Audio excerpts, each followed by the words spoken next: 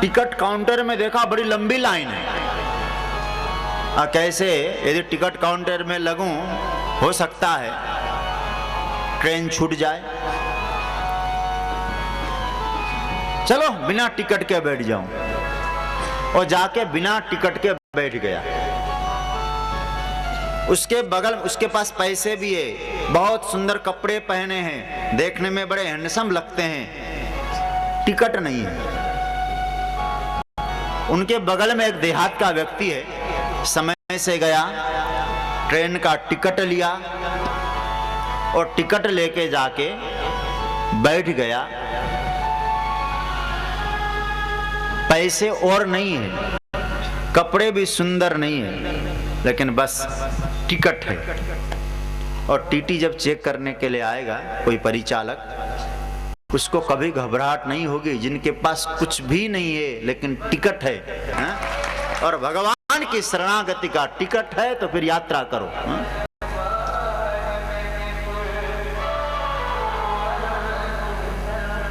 मेरे नारायण, इसलिए ब्रजवासी लोग कहते हैं, तेरी बुद्धि बड़ी, चतुराई बड़ी, ममता मन में ममता अति नाल पटी है। मान बड़ो धनवान बड़ो, करतूत बड़ी जग में प्रगटी है। गजबाजी द्वार मनुष्य हजार, इंद्र समान सो कौन घटी है। लेकिन सो सब कृष्ण की भक्ति बिना, मानो सुंदर नारी की नाक कटी है। ये क्या हो रहा है प्रोग्राम? हाँ, ऐसे हो क्या रहा है? कोई गया है क्या? निवेदन करने गए होंगे।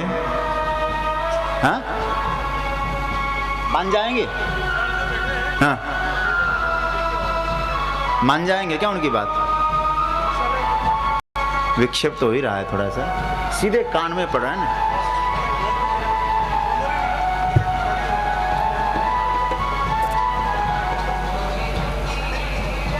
क्या कह रहे हैं? आवाज आ रही है? कथा चालू रखें।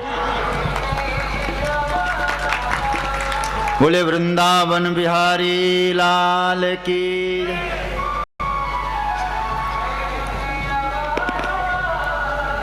सुखदेव जी कहते हैं कि परीक्षित,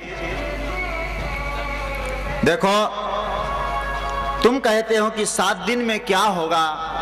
खटवांग नाम का एक राजा था, उसको जब मालूम पड़ा 2.5 घड़ी के बाद मेरी मृत्यु है, तो भी उसने आत्म कल्याण किया। आपके पास तो 7 दिन की अवधि है, आप अपना आत्म कल्याण कर सकते हैं। इसलिए जिनको भगवान की ओर बढ़ना हो, उनको धीरे धीरे कभी तीर्थवास, कभी सत्संग, उसको उस मार्ग को अपनाना चाहिए। ध्यान की प्रक्रिया बताई, सर्वत्र भगवान है, भगवान का व्यापक रूप भी विश्व के रूप में है। ऐसा विचार करके स्थूल रूप भगवान का ध्यान करो। जो लोग स्थूल रूप भगवान का ध्यान नहीं करते, अपने हृदय सिंहासन पे विराजमान करके सूक्ष्म रूप भगवान का चिंतन करते हैं। कुछ लोग ऐसे होते हैं जो निषेध पद्धति अपनाते हैं। निषेध का मतलब है कि नहीं, संसार नहीं, शरीर नहीं, इंद्रियां नहीं, मन नहीं, बुद्धि नहीं। इस प्रकार से जिसका साक्षी मैं हूं, वो आत्मा ही मेरा स्वरूप है, ऐसा भाव रख के अपना आत्म कल्याण करते हैं। और परीक्षित, कुछ योगी जन योग के माध्यम से चक्रों का भेदन करके, ब्रह्मरंध्र में सहस्रार चक्र है, उसका भेदन करके आत्म स्वरूप की प्राप्ति करते हैं। लेकिन कुछ लोग ऐसे भी होते हैं जो केवल अपनी कामना को पूर्ण करने के लिए भगवान का भजन करते हैं। लेकिन हे राजन, भगवान की उपासना केवल कामना पूर्ति के लिए करना कोई बुद्धिमान का काम नहीं है, कोई बुद्धिमत्ता नहीं है। परीक्षित ने प्रश्न किया, सृष्टि के क्रम के बारे में पूछा,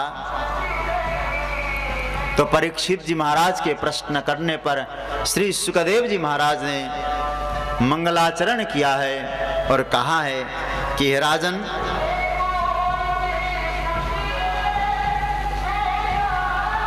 काफी दिक्कत हो रही है।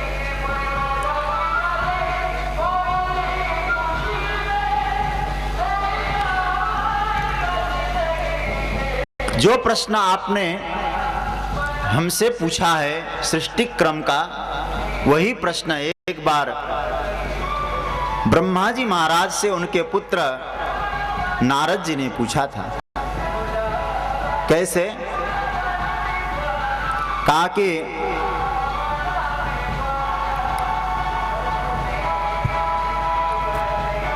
जब ब्रह्मा जी महाराज ध्यानस्थ बैठे थे, उसी समय नारद जी गए हैं और नारद जी ने जाके पूछा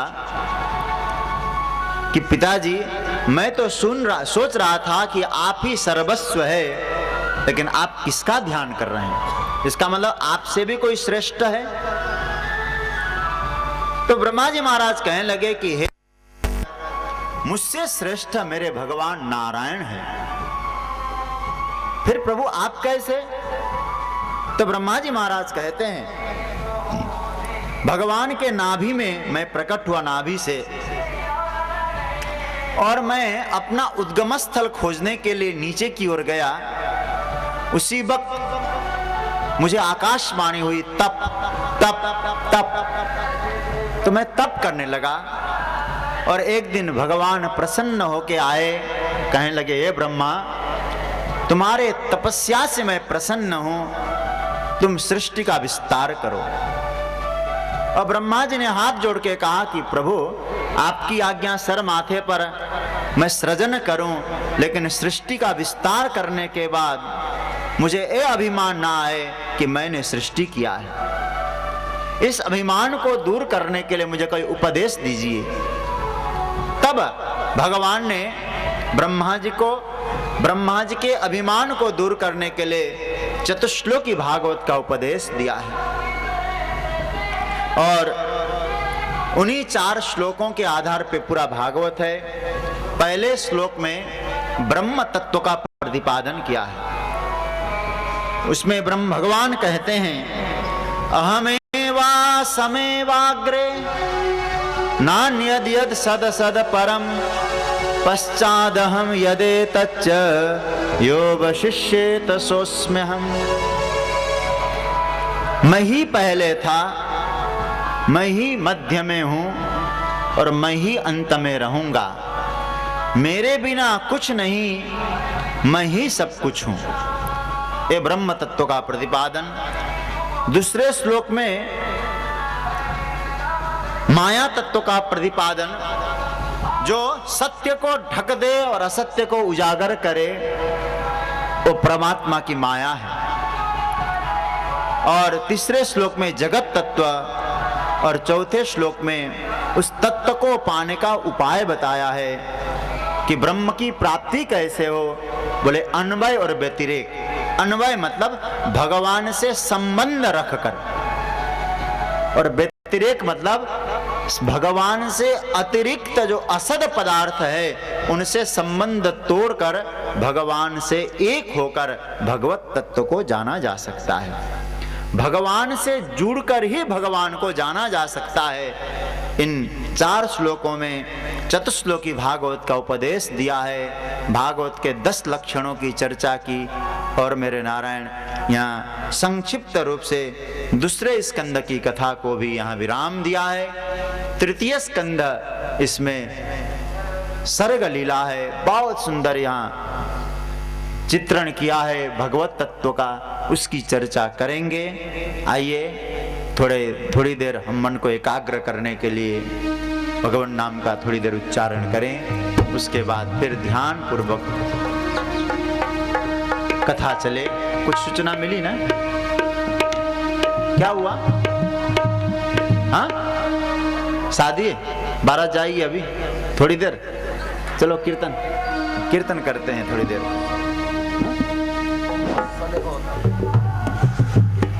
थोड़ी देर कीर्तन करते हैं।